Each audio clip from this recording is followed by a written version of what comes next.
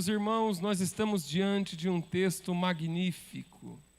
Nós estamos diante de uma revelação elevadíssima.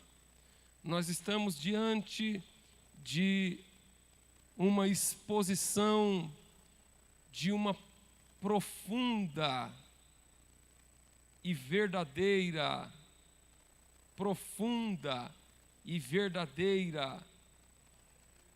revelação da parte do Senhor. Louvado seja o nome de Jesus. A Bíblia diz em Romanos, no capítulo de número 8, e no verso de número 16, da seguinte maneira: e o mesmo Espírito testifica em nosso espírito. O mesmo Espírito testifica em nosso espírito que somos filhos de Deus. Esta é a magnânima, é a profunda, é a maior de todas as operações do Espírito Santo. O Espírito Santo age prioritariamente. A ação salvadora, a ação redentora, a ação revivificadora do Espírito Santo, ela não se dá no campo do intelecto, não se dá no campo das emoções, não se dá no campo da vida biológica, mas ela se dá no campo do Espírito. Por isso que a Bíblia diz, Paulo também ainda, em Romanos, no capítulo de número 1, e no versículo de número 7, nos diz, Paulo diz assim: porque a Deus, a quem eu sirvo no meu espírito, é testemunha da incessante menção que faço de vós. Com isso, eu preciso dizer aos irmãos que servir a Deus, adorar a Deus, praticar a fé, viver o cristianismo, não é algo que se faz na superficialidade do nosso ser, não é algo que se faz nas aparências do nosso ser, não é algo que se faz apenas mecanicamente, mas é uma ação direta do Espírito de Deus em nosso espírito. E é ser disso que o Espírito atua diretamente nas faculdades mais profundas da nossa existência, que é o nosso espírito. É por isso que é possível nós termos vida. É por isso que é possível nós termos a vida de Deus. A vida que nós temos é uma vida transitória e uma vida carregada de morte. Por um lado a gente vive e por outro lado a gente morre todo dia. Todo mundo que nasce, quando nasce, começa a morrer. A morte é um elemento que está presente na raça humana, em todo ser vivente que palmilha a face da terra, está morrendo inexoravelmente, está morrendo, mesmo que você não queira, mesmo que você se esforce, mesmo que você vá todo dia para a academia, mesmo que você vire vegano, vegetariano, que você mantenha uma dieta daquelas equilibradas, que você sai fora da gordura saturada, mesmo que você tenha acesso à medicina de ponta, mesmo que você tenha o melhor plano, o melhor seguro de saúde para cuidar da tua vida, a tua vida está indo embora. E isso salta aos olhos a cada dia, porque a gente vê o nosso corpo combalir, a gente vê o nosso corpo adoecer, a gente vê o nosso corpo, a gente assiste o nosso corpo decrepitar, a gente assiste o nosso corpo deteriorar, sucumbir desfalecer a cada instante, a cada momento, nós estamos sujeitos a essa presença. E a Bíblia diz, louvado seja Deus, no capítulo 2, no verso 1 do livro de Efésios, da epístola a Efésios, que nós lemos agora há pouco, dizendo assim: e vos vivificou, estando vós mortos em vossos pecados e delitos. Por que a gente morre, pastor? O senhor acabou de falar que a gente morre, a cada dia que passa a gente está morrendo, que a morte está acompanhando a gente assim, todo dia a gente mingua um pouquinho, a gente vai minguando a conta gota, uns vão mais rápido, outros demoram mais, mas a gente vai minguando a conta. Por que é desse jeito? Porque está presente no universo, porque está presente na existência humana, na existência terrena, a presença da morte, os seres vivos, a vida biológica que permeia o nosso planeta, essa vida biológica das plantas, dos insetos, dos animais, dos seres humanos. Ela é uma vida que tem o seu ciclo de nascimento, desenvolvimento e morte. Esse ciclo se repete indefinidamente e vai se repetindo. E por que tem isso? Por causa do pecado. Por causa do pecado. Todo ser humano nasce pecador. E o pecado separa a gente de Deus. E o pecado que separa a gente de Deus é como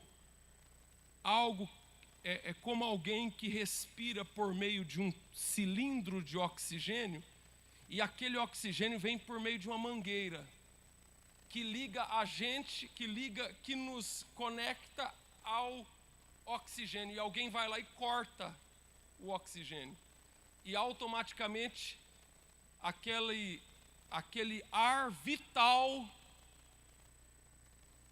se torna ausente e a gente imediatamente morre. Então o pecado é essa ruptura dessa comunhão com Deus, e isso foi perdido no Éden. A gente é incapaz de imaginar como era o Éden.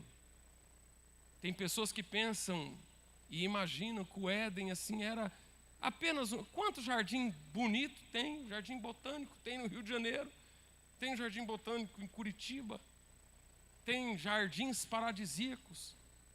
Tem gente que compara o Éden com isso. Não tem ideia do que é o Éden, porque no Éden não existia essa separação, essa ruptura, não existia esse efeito, não existia essa presença constante, esse baforejar da morte constantemente no nosso cangote. Por que as pessoas lutam? Lutam para viver. As pessoas lutam para viver. Pode ver, todo o movimento da humanidade é para viver mais. Toda a cadeia, todo o ciclo biológico, toda a cadeia biológica é para o quê? Para garantir a sobrevivência. O que as pessoas querem? Querem viver. Existe em cada ser humano, existe coletivamente na sociedade, na comunidade humana, digamos assim, algo chamado instinto de sobrevivência, um clamor, um grito para viver. Existe isso em todo mundo, e as pessoas lutam para viver. Todo mundo corre para poder querer viver. Você trabalha, você cuida de você porque você quer viver. Todo mundo quer viver. Pode ver, hoje nós vivemos uma época em que há o aumento da expectativa de vida. As pessoas vivem mais. As pessoas vivem cada vez mais. Já é expressivo o aumento da população, das pessoas acima de 90 anos no mundo. Já é expressiva cada vez mais o aumento da população de pessoas que estão vivendo acima dos 100 anos.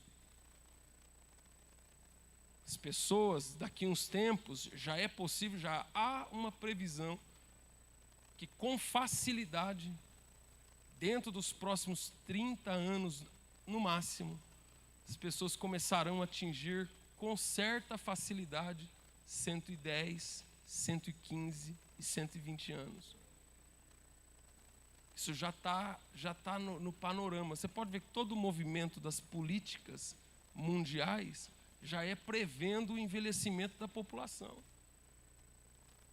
Comportamento social, você vê hoje uma pessoa de 40 anos com comportamento de jovem e adolescente.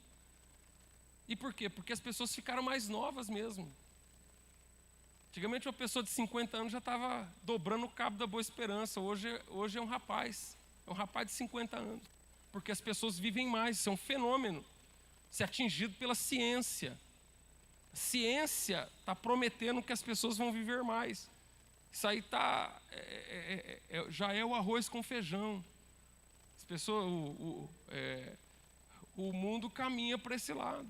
O mundo das vacinas, o número das intervenções cirúrgicas, o mapeamento do genoma. Como que vai ser cirurgias hoje? Já viu? Recentemente fizeram um novo coração, um transplante com o coração de um animal, colocaram no homem. Isso já é coisa antiga, mas eles estão aperfeiçoando essas técnicas cada vez mais. O que o senhor está querendo dizer com isso, pastor? Estou querendo dizer que o homem não aceita a sentença que foi decretada por Deus no Éden. E esse instinto de sobrevivência está presente no homem. E Deus deixou esse instinto de sobrevivência no homem para que ele possa buscar conectar-se novamente com o princípio ativo da vida. Mas o homem fala, não, mas espera aí, a gente aqui é inteligente, a gente consegue manipular a ciência, a gente mexe com o átomo, a gente mexe com as cadeias, as conexões de DNA, a gente organiza aqui tudo e pela nossa própria capacidade a gente vai esticar a vida biológica, nós vamos prolongar a vida biológica. Nós vamos prolongar a vida biológica. Aí estica a vida mas não é a vida biológica. A ciência promete dobrar a vida biológica. Já dobrou, porque a expectativa de vida no Brasil há 40 anos atrás era no máximo 45 anos. Hoje as pessoas vivem aos 80 com certa facilidade, facinho de chegar nos 80. Ciência já dobrou a expectativa de vida, já te deu mais o dobro da vida biológica. E a vida biológica concorre com a vida eterna. Porque a gente acha bom viver nesse planeta. A gente acha bonito viver nesse planeta. A gente quer continuar vivendo. Mas essa ânsia que existe dentro de nós pela vida de sobrevivência, esse instinto que faz a gente querer viver, que mobiliza os recursos da ciência, que mobiliza a mente humana para poder prolongar a vida biológica, ela na verdade é um impulso que existe no ser humano para poder conectar-se com Deus, de onde emana a vida eterna. A vida biológica vem do grego, da palavra grega bios. Da onde vem biologia? Bios é essa vida humana terrena aqui, finita, sofrida, dificultosa, complicada, carregada de dor e de sofrimento. Mas a vida que provém de Deus, a vida eterna, é a vida Zoé. É a vida Zoé, é a vida que emana, é a vida que vem de Deus.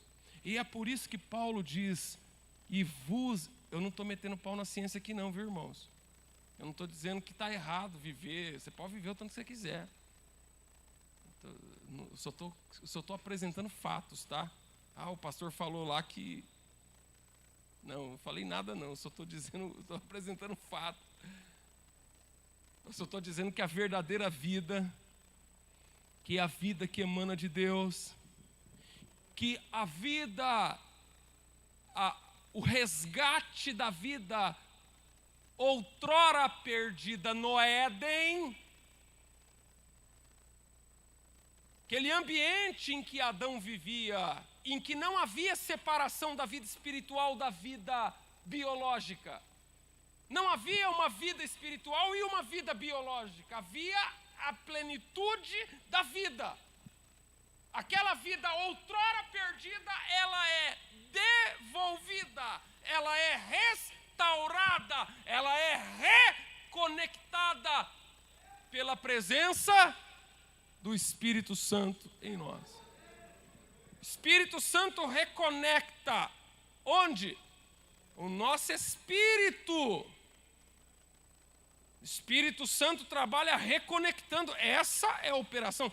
Por a salvação é isso. Nós voltamos a respirar. O mesmo Espírito testifica em nosso espírito. Por isso que a Bíblia diz daqueles que são nascidos do Espírito e da palavra, ou da água e do Espírito, conforme João 3. Nós somos nascidos do Espírito. Por isso que a Bíblia diz que aquele que é nascido de Deus vence o mundo. O Espírito opera em nosso espírito.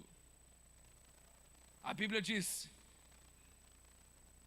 que nós fomos selados pelo Espírito.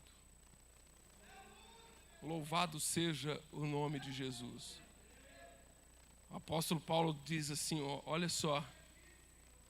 Em quem também vós estáis, depois que ouviste a palavra da verdade, o evangelho da vossa salvação, e tendo nele também crido,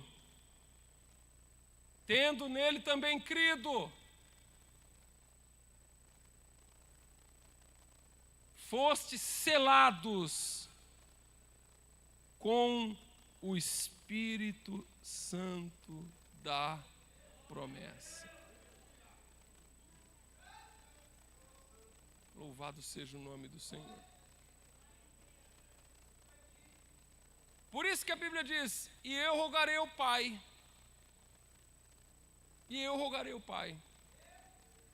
e Ele vos enviará o outro Consolador, para que esteja convosco para sempre.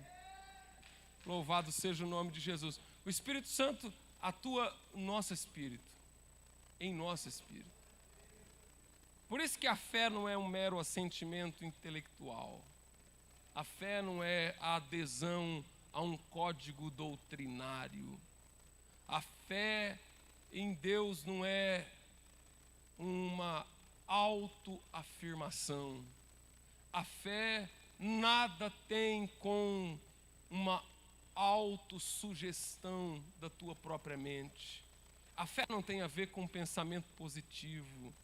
A fé não é uma autoafirmação de uma suposta verdade, mas a fé é algo que é infundida.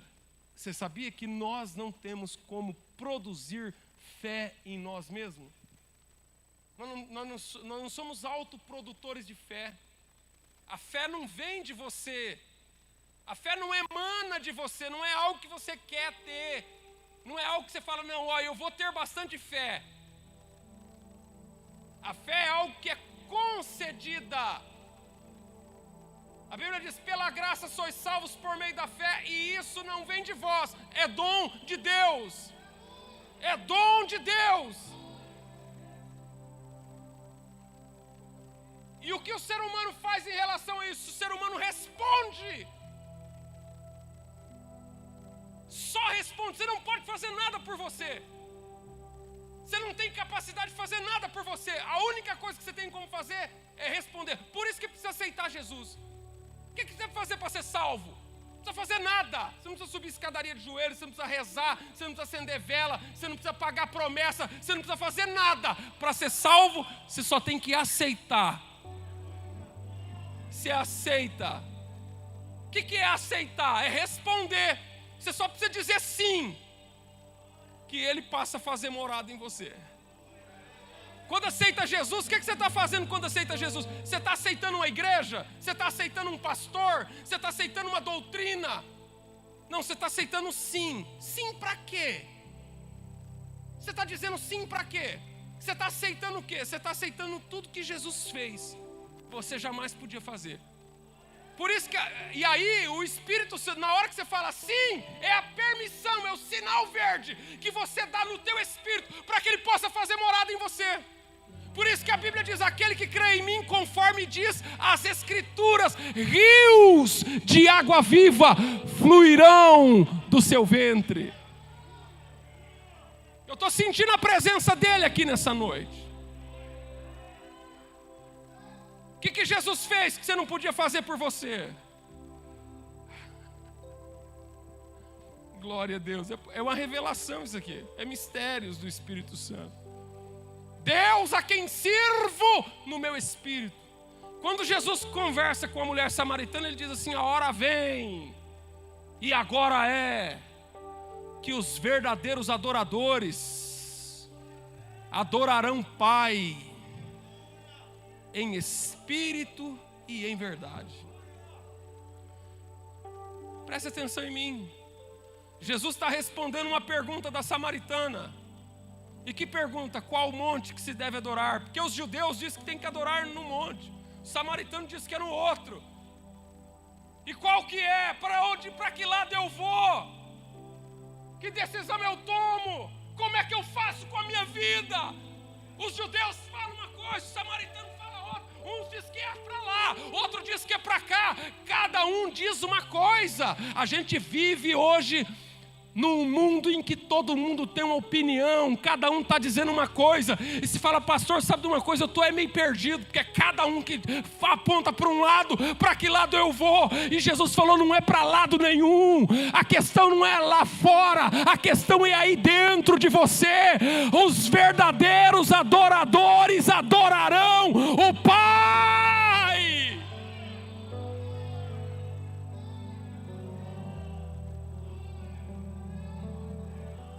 Igreja não é um lugar onde a gente vai. Igreja é o que nós somos. Louvado seja Deus. A Bíblia diz que Deus não habita em templos feitos por mãos humanas. Lamassuri canta, labacandarabagai. Depois de crido, fostes selados. Irmãos, o efeito imediato de crer no Senhor. Quando nós cremos, irmãos, o Espírito Santo, a Bíblia diz assim, ó, quando ele vier, ele vai convencer o homem. Quando ele vier, ele convencerá o mundo do pecado, do juízo e da justiça. Vai lá. Alguns anos eu li um livro do Drauzio Varela, aquele médico aí, famoso, que dá entrevista para todo lado aí. O Drauzio Varela escreveu Carandiru e depois escreveu um outro livro chamado Carcereiros. E no livro Carcereiros está lá no livro do Drauzio Varela. Ele é o relato, ele como médico cuidando dos presidiários e ele sempre procurando saber da vida deles. Você chega lá no presídio e o Drauzio Varela atendendo, a pessoa chega lá com problema, o preso chega lá com problema de saúde, ele cuida, e ele sempre procurava saber da vida da pessoa, o que ele fez para estar ali. E lá no livro dele ele fala que a maioria dos presos falava para ele que estava ali por engano.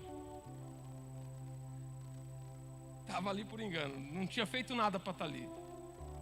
caiu numa cilada de alguém. E por quê?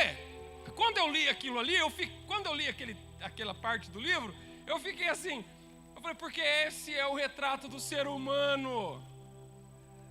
Esse é a fotografia do ser humano, do homem, do mundo. Vai falar para alguém que ele está errado. Vai falar para alguém que ele está em pecado. Você vai caçar enguiço, você vai arrumar briga, você vai criar polêmica, vai dar um brigueiro, é perigoso, o tempo fecha, vai dizer para alguém que está errado. Mas a Bíblia diz, quando ele vier, ele convencerá o mundo.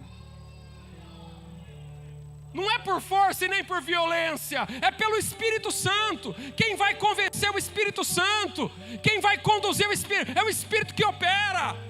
Irmãos, a salvação é um encontro, é uma pororoca de dois vetores: arrependimento e fé. Arrependei-vos e crede no Evangelho, está lá, é a fórmula básica da salvação. Como é que faz para ser salvo? Duas coisas precisa ter, dois elementos para dar ignição. Para dar ignição, positivo e o negativo ali, a energia suficiente para dar ignição na fé, na salvação dentro do homem, para ativar espiritualmente, arrependimento e fé. Agora, para você se arrepender, você tem que reconhecer que está errado.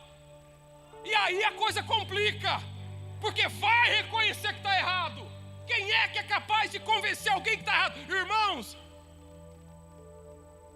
e é por isso que eu amo a Deus, é por isso que eu adoro esse Deus maravilhoso. Esse Deus é Deus para valer. Ninguém é igual ao nosso Deus, porque a Bíblia diz: e Ele convencerá. Irmã, louvado seja Deus. Quem leu aqui o livro do Nick Cruz, A Cruz e o Punhal?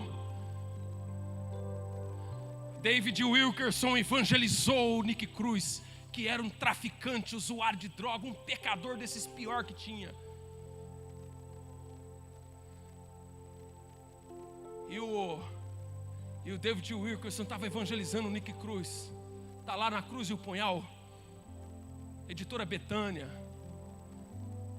Se você não tiver na tua casa, na tua prateleira, encomenda aqui com a irmã Isabel, que você vai ter uma vida renovada só de ler essas matérias maravilhosas. O David Wilkerson, saudoso, homem de Deus, um dos maiores pastores do século 20, chegou para o Nick Cruz e falou: Nick Cruz, Jesus te ama. Nick Cruz empunhou a mão assim e deu um bofete na cara do pastor David Wilkerson. Caiu pelo chão, ensanguentado. David Wilkerson olhou para ele e disse assim: Nick Cruz, ainda que você corte o meu corpo em 1000 pedaços e espalhe por toda essa cidade de Nova York, cada pedaço do meu corpo vai clamar para você dizendo: Jesus te ama, Jesus te ama. E foi embora. E o resto do trabalho ficou por conta do Espírito Santo. Que o Nick Cruz foi para a casa dele, para onde ele dormia, para onde ele ficava lá, e na cabeça dele a palavra não parava de falar: Jesus te ama, Jesus te ama, Jesus te ama. Ele ia dormir: Jesus te ama. E saía com a namorada: Jesus te ama, Jesus te ama, Jesus te ama, Jesus te ama, Jesus te ama. E aquilo era o quê? Aquilo era uma operação de Deus dentro dele. Por isso, irmãos, que os reformadores da igreja, João Calvino, nas Institutas, ele escreveu sobre a graça irresistível. Quem é que resiste um poder maravilhoso desse? Quem é capaz de se opor? Quem é capaz de resistir? Quem é capaz de frear? Quem é capaz de obstaculizar um poder maravilhoso como esse? Louvado seja o nome do Senhor, e Ele convencerá o mundo do pecado.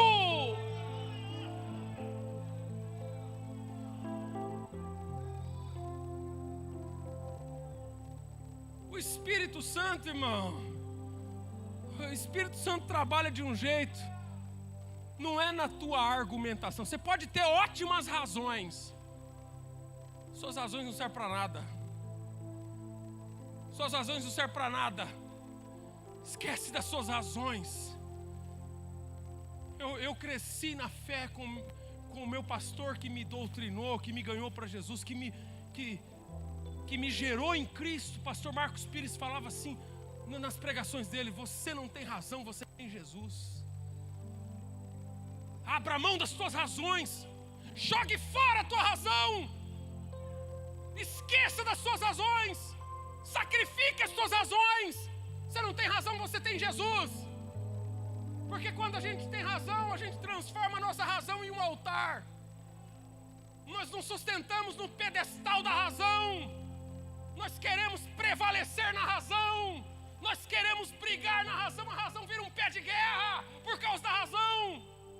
Você quer ver o diabo cair por terra, é na hora que você fala: eu não tenho razão, eu tenho Jesus. Eu falo: já que você não tem razão, porque é assim, irmão, aceita logo. Deixa eu dizer uma coisa para você: aceita logo que você está errado. Ah, pastor, mas eu estou certo. Está certo? Você está totalmente certo? Quem é que está totalmente certo? Em qualquer assunto. Esquece as suas razões. Coloca tudo na mão de Jesus. Quem fala com você nessa noite nada mais é do que o Espírito Santo. Depois de crido, Ele selou você. O selo é uma insígnia, é uma marca que denota identidade. A linguagem, quando a gente estuda aqui os eruditos, os intérpretes, essa linguagem de Paulo é uma linguagem no campo dos negócios. O selo é o selo que identifica a origem. Por isso que Satanás não toca naquele que é selado pelo Espírito Santo. Porque quando ele olha para você, ele enxerga o selo. E quando ele enxerga o selo, ele sabe de onde você veio. Quando você olha para um determinado automóvel, você vê ali a logomarca, você fala: esse carro aí foi feito na fábrica da Ford. Quando o inimigo no mundo espiritual olha para você, ele vê a marca e fala: esse aí veio do céu, nasceu do Espírito. Esse nasceu do Espírito. Esse está marcado com fogo. Sabe de uma coisa? Vamos respeitar. Ramanabacandarabagai, ele é a origem. Glória a Deus. O selo designa a legalidade. Irmão, a legalidade, o selo da legitimidade. O selo é a assinatura que valida. É por isso, irmãos, se você pegar o nome de Jesus e colocar na boca de uma pessoa que não conhece Jesus e falar para ela assim: ó, expulsa lá em nome de Jesus aquele demônio. O nome de Jesus tem poder na boca de qualquer um. Todo mundo fala o nome de Jesus, está escrito em qualquer para-choque de caminhão. Mas na boca e na vida de quem é selado pelo Espírito Santo, aleluia, louvado seja Deus, o selo do Espírito, quando ele abre a boca e fala: sai, Satanás, em nome de Jesus, o que determina é a legalidade, é a validação do selo que está imprimido na tua vida.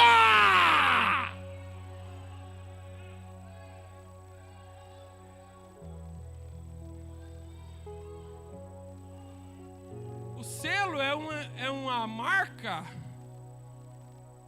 que enseja, que informa a propriedade. O selo é uma marca de propriedade.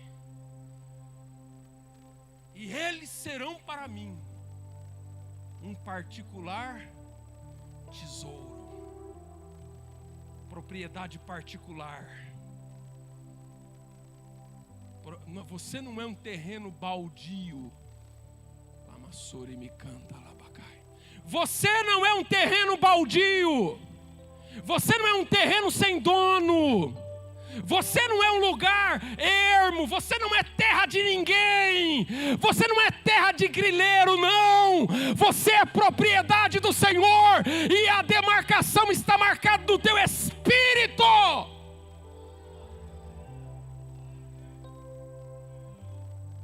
O selo é a marca que tem no espírito. É a marca que tem no espírito. Não é a marca que faz no corpo, como a tatuagem, que denota o quê? Esse corpo biológico, essa terra, que a terra um dia vai comer. Estou falando da marca que Jesus imprime pelo Espírito Santo no âmago do nosso ser, no nosso espírito, que denota que nós somos propriedade de Deus, que nós não somos uma terra arrasada, que o diabo não tem legalidade sobre nós, e que nós estamos debaixo da autoridade do reino de Deus. Eu falo da parte de Deus nessa noite. Ouça-me pelo Espírito Santo. A Bíblia diz em 1 Coríntios, no capítulo 12, que ninguém diz que Jesus é o Senhor se não for pelo Espírito. A Bíblia diz que Deus não nos deu o espírito de escravidão, mas o espírito pelo qual clamamos Abba. Meu Deus, clamamos Abba. Oh glória! Essa é uma noite de renovo, é uma noite de vitória, é uma noite de cura, é uma noite de bênção, é uma noite de provisão, é uma noite de milagre, é uma noite em que Deus marcou para você aqui nesse lugar.